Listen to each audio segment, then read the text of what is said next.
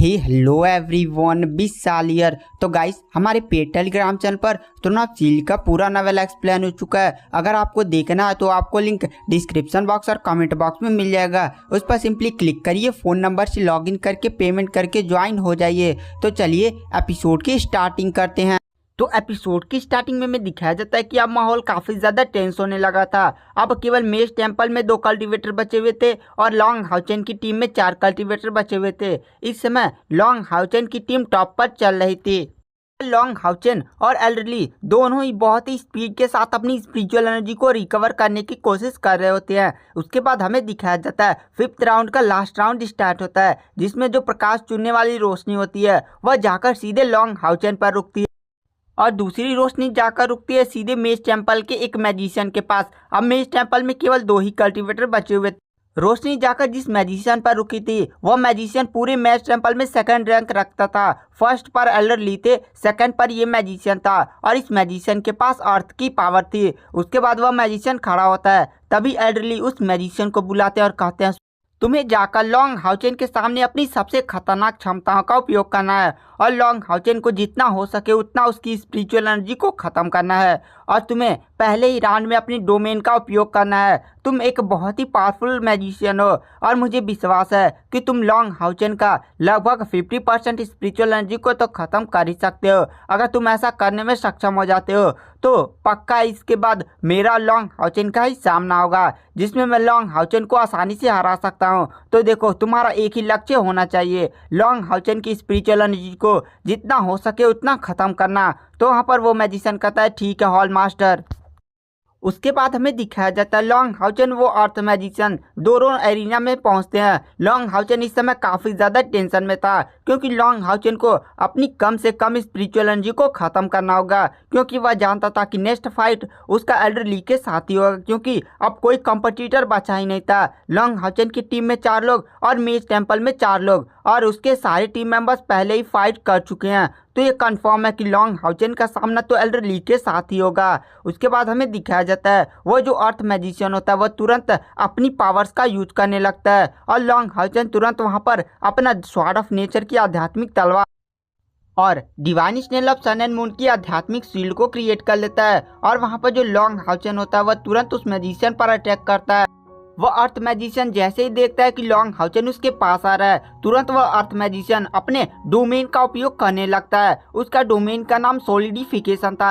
ये काफ़ी ज़्यादा सिंपल नाम है, लेकिन यह जो डोमेन था वो काफ़ी ज़्यादा पावरफुल था और अचानक से लॉन्ग हाउचेन और उस अर्थ मैजिशियन के बीच में एक बहुत ही बड़ा पहाड़ क्रिएट हो जाता है। अब लॉन्ग हाउचेन के पास 2 उपाय बचा था, या तो लॉन्ग हाउचेन स्पिरिचुअल एनर्जी का उपयोग करके उस पहाड़ को नष्ट कर दे, या लॉन्ग हाउचेन उस स्टेडियम के एकदम साइड एकदम जगह खोजकर उस पहाड़ को पार करे। लेकिन वह जो पहाड़ था वह पूरा ही लॉन्ग हाउचेन उस अर्थ मैजिशियन के बीच में आ चुका था। लॉन्ग हाउचेन तुरंत वहां पर क्रॉस स्वॉर्ड स्ट्राइक करता है। लॉन्ग हाउचेन के हाथों से बहुत ही भयानक स्पिरिचुअल एनर्जी निकलती है और एक ही अटैक में वह पहाड़ पूरा नष्ट हो जाता है। और इस पूरे नज़ारे को देखकर वहां पर एल्डरली, पूरी ऑडियंस और वो अर्थ मैजिशियन भी काफी ज्यादा शॉक था, क्योंकि लॉन्ग हाउचेन के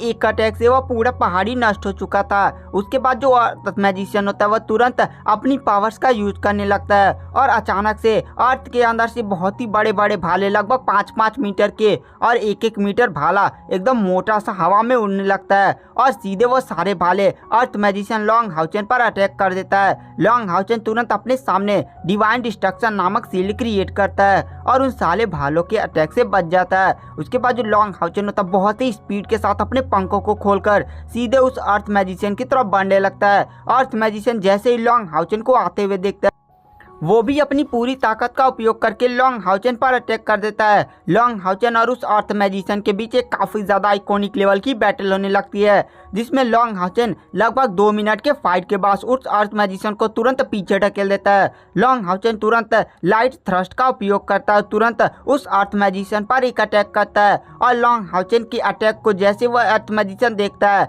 अपने सामने एक अर्थ की शील्ड बनाकर तुरंत लॉन्ग हाउचेन के उस अटैक को रोक देता है। उसके बाद जो लॉन्ग हाउचेन होता है वह तुरंत अपनी 6 पंखों का उपयोग करते हुए सीधे उस अर्थ मैजिशियन पर एकदम हवा की स्पीड की तरह टूट पड़ता है और जैसे ही वह अर्थ मैजिशियन देखता है कि लॉन्ग हाउचेन उसके पास आने वाला है, तुरंत वो जो अर्थ मैजिशियन होता है वो अपनी डोमेन को एक शील्ड में क्रिएट कर देता है और उस शील्ड का नाम था स्टार स्काई डायमंड शील्ड। और ये जो डायमंड शील्ड थी वो काफी ज्यादा पावरफुल थी। लॉन्ग हाउचेन का अटैक जैसे उस शील्ड से टकराता है, लॉन्ग हाउचेन पीछे चला जाता है। अब लॉन्ग हाउचेन के पास एक ही उपाय बचा था कि लॉन्ग हाउचेन अपने लाइट डोमेन का उपयोग करते हुए इस शील्ड को तोड़ दे, या लॉन्ग हाउचेन अपनी पूरी ताकत का उपयोग करके इस शील्ड पर अटैक करके इस शील्ड को तोड़ दे। उसके बाद जो लॉन्ग हाउचेन होता है वह सोचता है कि अगर वो अपनी पूरी ताकत का उपयोग करके इस शील्ड को तोड़े तो लॉन्ग हाउचेन को ज्यादा प्रॉब्लम नहीं होगी, लेकिन लॉन्ग हाउचेन को अपनी स्पिरिचुअल एनर्जी को स्टोर करने की जरूरत थी क्योंकि उसका सामना एल्डर ली के साथ होने वाला था।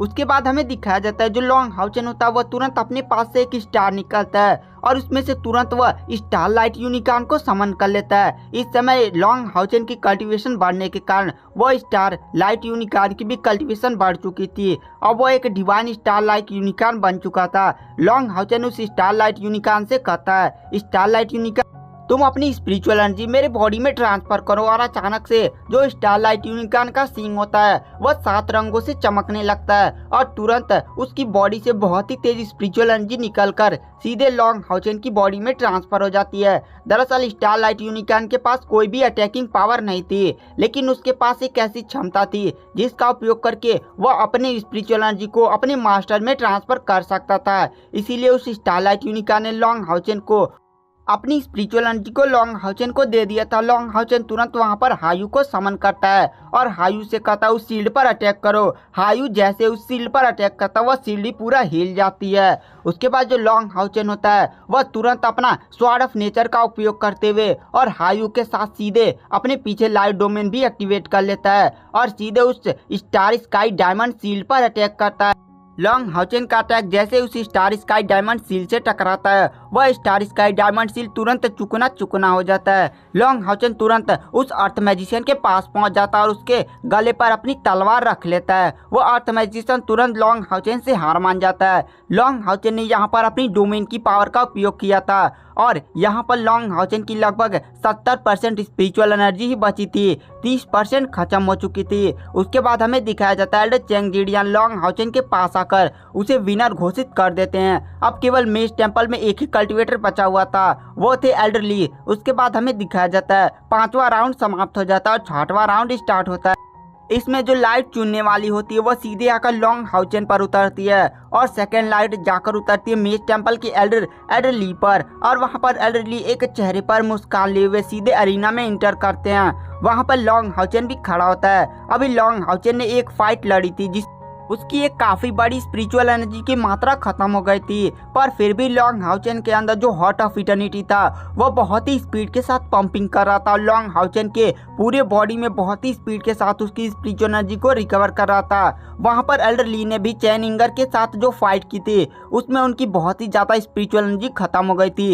एल्डर ली के पास कोई भी लॉन्ग हाउचेन की तरह हार्ट ऑफ इटर्निटी नहीं था, जिसके कारण उन्हें भी अपनी स्पिरिचुअल एनर्जी को रिकवर करने में काफी ज्यादा प्रॉब्लम हो रही थी। लेकिन एल्डर ली 4 लाख स्पिरिचुअल एनर्जी को पहले ही पार कर चुके थे और लॉन्ग हाउचेन लगभग 3 लाख स्पिरिचुअल एनर्जी तक था, जिसके कारण लॉन्ग हाउचेन और एल्डर ली के बीच में काफी बड़ा गैप था। उसके बाद जो लॉन्ग हाउचेन और एल्डर ली होते हैं वो अरीना में इंटर करते हैं और चेंग जिडियन उनके पास आते हैं। वहां पर एल्डर ली लॉन्ग हाउचेन से कहते हैं, लॉन्ग हाउचेन तुम्हें याद होगा कि तुम जब 5 साल पहले मेज टेम्पल में आए तो मेज टेम्पल में मैंने तुमसे क्या कहा था, अगर इस बैटल में तुम मुझे हराने में सक्षम हो जाते हो तो तुम्हारी पूरी तरह से मैं मदद करूंगा और मैं तुम्हारे किसी भी रास्ते में नहीं आऊँगा।